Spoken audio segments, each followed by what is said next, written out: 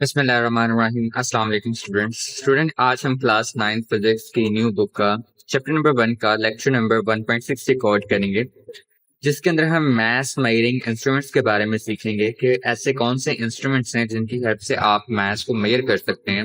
आपकी बुक ने सिर्फ एक ही मेजरिंग इंस्ट्रूमेंट की डिस्कशन की है और वो आपके पास फिजिकल बैलेंस है। मैं आपको मैथ्स मेजरिंग इंस्ट्रूमेंट का आइडिया दे सकता हूँ। अगर आप किसी स्टॉल पे जाते हैं, ठीक है, किसी फ्रूट के स्टॉल पे, तो आपने उनके पास एक तरह का बैलेंस देखा होगा, ठीक है, जिसे हम उर्दू जुबान में तराजू भी कहते हैं, ठीक है। उस तराजू में क्या किया जाता है कि एक साइड पे वो स्टैंडर्ड मैथ्स रखता है जो कि आपके 1 kg 2 kg 3 kg कोई भी हो सकता है, ठीक है, इवन के 500 ग्राम या 100 ग्राम तक के मैसेज भी उनके पास होते हैं। एक पैन में वो उनको रख लेते हैं, ठीक है। अगर आपने 1 kg फ्रूट खरीदना है तो वो 1 kg का वेट जो है वो एक पैन में रख देता है, जिसको हम स्टैंडर्ड मैथ्स कहते हैं। और दूसरे पैन में वो क्या करता है कि बेसिकली आपका फ्रूट डालना स्टार्ट कर देते हैं।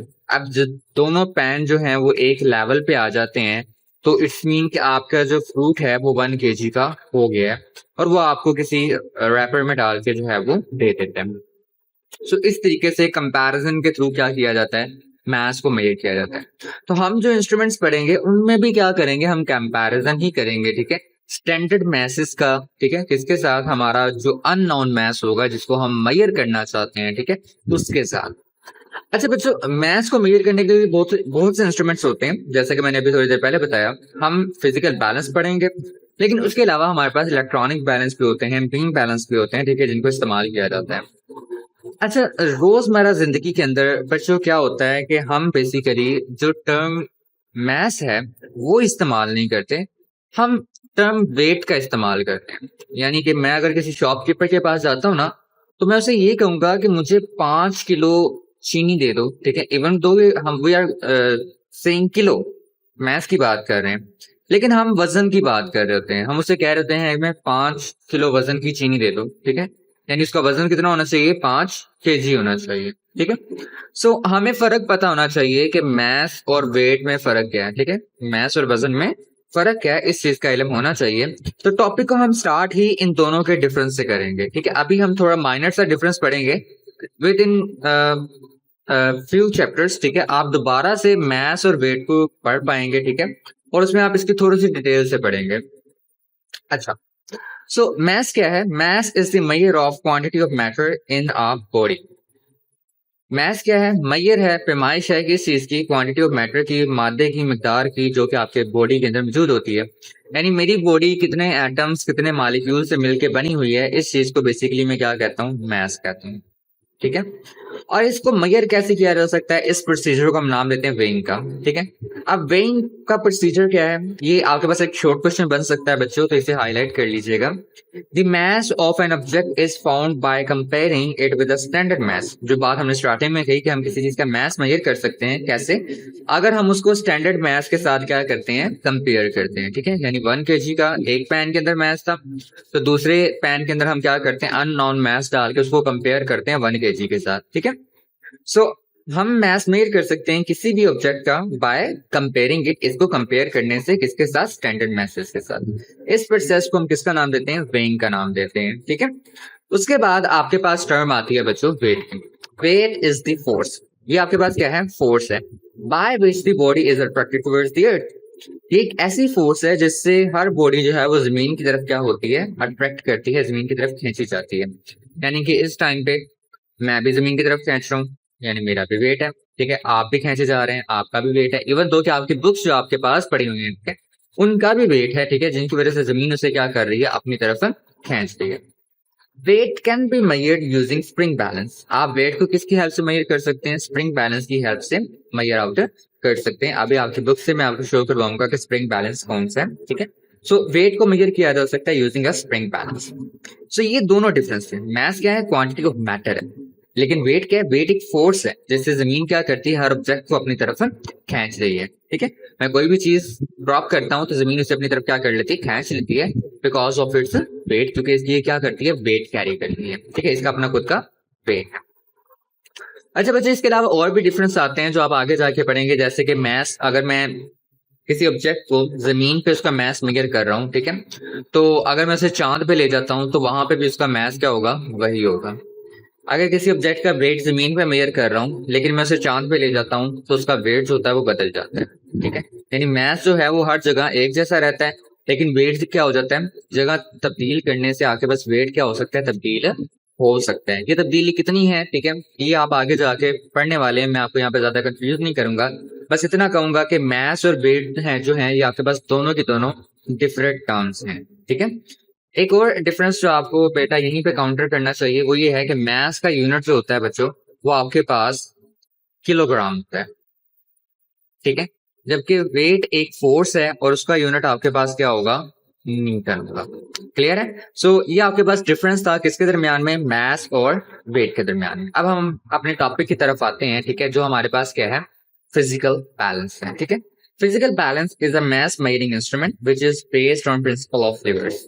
फिजिकल बैलेंस क्या है बच्चों, एक मास मेजर करने वाला इंस्ट्रूमेंट है। ठीक है, यानी ये किसको मेजर करने के लिए इस्तेमाल होता है, मास को मेजर करने के लिए। ठीक है, और ये किसके प्रिंसिपल पे काम कर रहा होता है, लिवर्स के प्रिंसिपल पे काम कर रहा होता है। ठीक है, आपने इसको एमसीक्यूज के पॉइंट ऑफ व्यू से याद रखना है कि फिजिकल बैलेंस एक तो मास मेजर करता है और दूसरा ये प्रिंसिपल ऑफ लिवर्स के ऊपर क्या कर रहा होता है, काम कर रहा होता है। ओके स्टूडेंट्स, तो ये रहा आपके पास स्प्रिंग बैलेंस। ठीक है, ये एक स्प्रिंग बैलेंस है जिसमें आप जो जिस चीज का आपने वेट मेजर करना होता है, ठीक है, उसको इसके साथ लटका दिया जाता है। ठीक है, और स्प्रिंग बैलेंस जो है बेसिकली यहाँ पे स्प्रिंग मूवमेंट करके बता देता है कि आपके पास इसका वेट कितना है। सेम ये कंपोनेंट भी यही काम करता है, लेकिन ये मास को भी आपके पास मेजर करके देते हैं। अच्छा, उसके बाद आपके पास क्या आता है, फिजिकल बैलेंस आता है। ठीक है, जिसका भी हमने बताया कि मास मेजर करने वाला इंस्ट्रूमेंट है। ठीक है, और ये प्रिंसिपल ऑफ लिवर्स पे काम करता है। ठीक है, ये बातें हमने बता दी।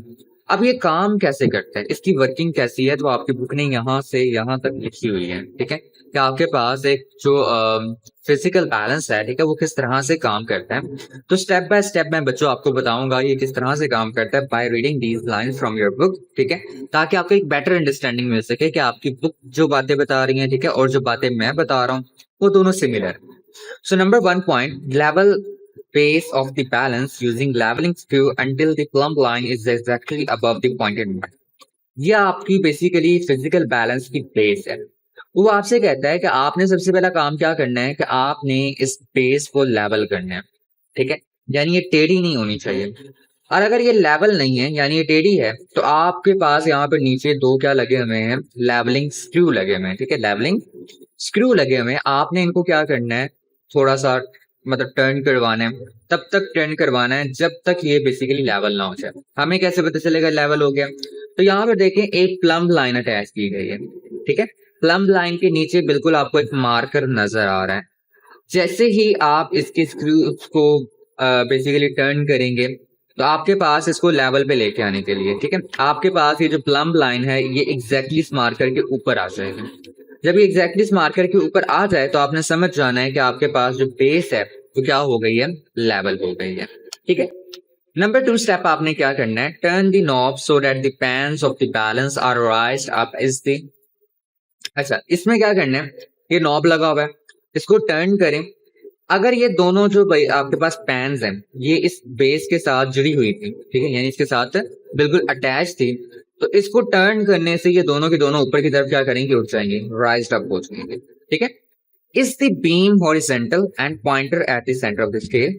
क्या ये जो बीम है ये आपके पास हॉरिजॉन्टल है, बिल्कुल इस तरह से सीधा है, और क्या ये जो पॉइंटर है ये बिल्कुल सेंटर पे आ रहा है। ठीक है, इफ नॉट, अगर नहीं, turn the balancing screw on the beam so that it becomes horizontal. ठीक है, अगर ऐसा नहीं है, आपके पास आपका बीम हॉरिजॉन्टल नहीं है, ये जो पॉइंटर है ये जीरो पे नहीं है, तो आपने क्या करना है, आपने यहाँ से बैलेंसिंग स्क्रूज को, ये जो दो बैलेंसिंग स्क्रूज नजर आ रहे हैं आपको, ठीक है, इनको आपने टर्न करना है। ठीक है, ताकि बेसिकली क्या कर सके, आप इसको बिल्कुल हॉरिजॉन्टल कर सकें। ठीक है, जब आप इसे हॉरिजॉन्टल करेंगे आपके पास पॉइंटर खुद ब खुद कहाँ पर आ जाएगा, जीरो पर आ जाएगा।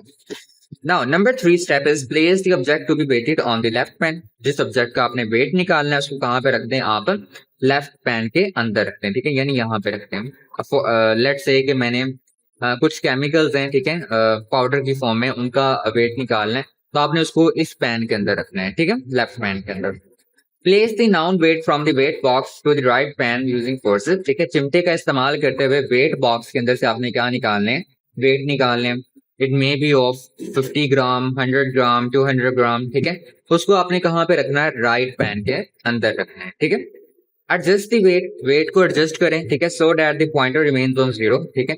इस तरह से वेट को एडजस्ट करें, यानी या तो आप यहाँ से केमिकल को कम या ज्यादा कर लें, ठीक है, या फिर आप वेट को कम या ज्यादा करके देख लें, ठीक है। अगर आप केमिकल इतना ही रखना चाहते हैं, ठीक है, तो वेट को कम या ज्यादा कर लें।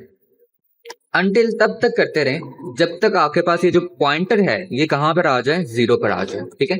यहाँ तो जीरो पर आ जाए, या फिर जीरो से आगे या फिर पीछे इक्वली ऑसिलेट करे, यानी जीरो से आगे इक्वली आगे पीछे मूव करें, यही बात उसने लिखी हुई है, ठीक है।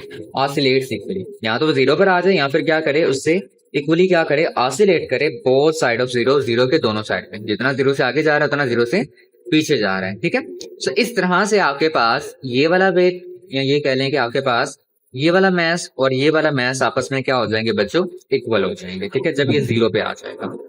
The total standard mass is the measure of the mass of the object in the left pan. अब जो यहाँ पे आपके पास टोटल स्टैंडर्ड मास है, ठीक है, वो किस चीज का मेजर है, किस चीज की पैमाइश है, जो आपके पास इस साइड पे आपके पास बेसिकली लेफ्ट पैन में मास पड़ा हुआ है। लेट्स से कि अगर ये 50 ग्राम है तो ये भी क्या हो गया, 50 ग्राम हो गया, ठीक है। सो इस तरीके से आपके पास क्या करता है, फिजिकल बैलेंस काम करता है। इसका एक क्विक रिव्यू दे देता हूँ, ठीक है, अगर आप स्किप करना चाहें तो कर सकते हैं।